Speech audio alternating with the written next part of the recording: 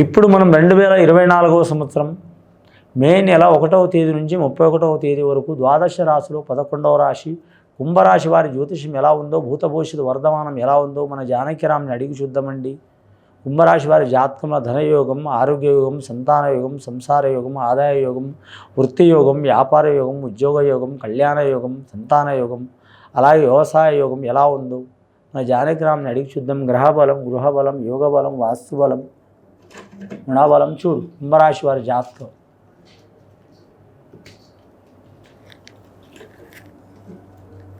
కుంభరాశి వారి జాతకంలో చెప్పాలంటే మాత్రమండి సీతమ్మ దేవత వచ్చింది.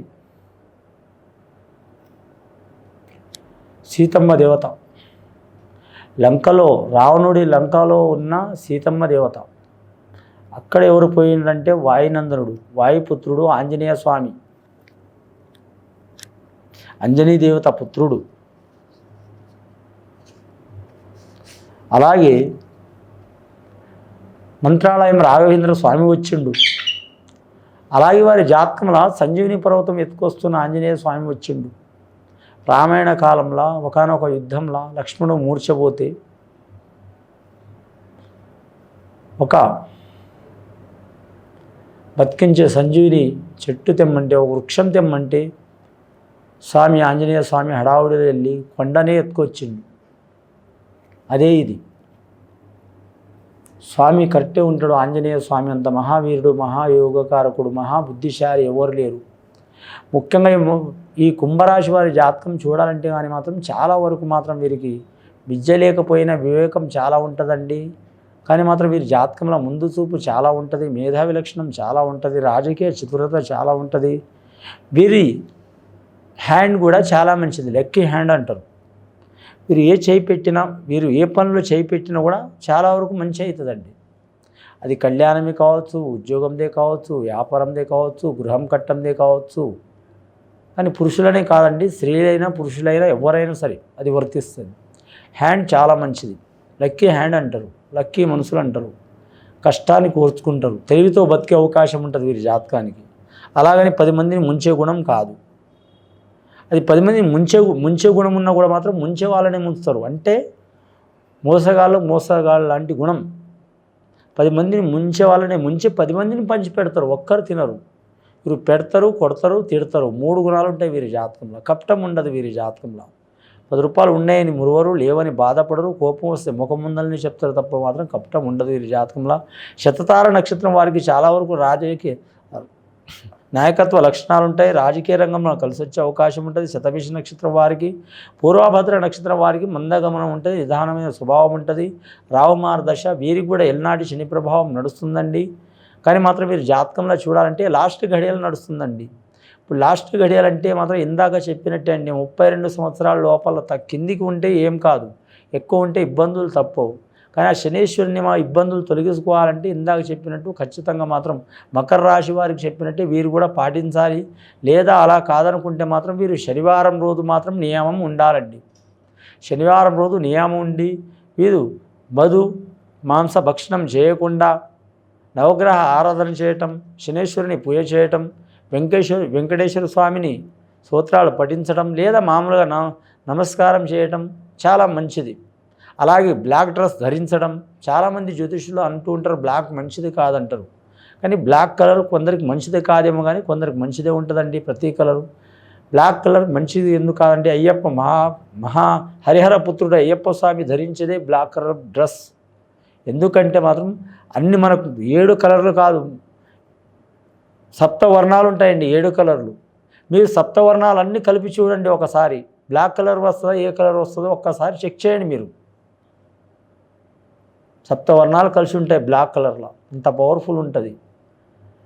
ఆ స్వామి అయ్యప్ప స్వామి ధరించే భక్తులు అదే వస్త్రం, కాళికాదేవత అమ్మవారి అదే వస్త్రం, బ్లాక్ వస్త్రం, రూపం శ్రీకృష్ణుడి రూపం నీలపు వర్ణం, అలాంటి రాముడి రూపం, అలాంటి శివుడి రూపం, అలాగే వెంకటేశ్వర స్వామి రూపం బ్లాక్ బ్లూ కలర్. అని మాత్రం ఖచ్చితంగా వీరు మాత్రం ధరించడం చాలా మంచిది. వారు ధ్యానం చేయడం చాలా మంచిది. వివాహం చేయాలనుకునేవారు తప్పకుండా చేస్తారు. రాజకీయ రంగంలో ఉన్నవారు కలిసి వస్తారు.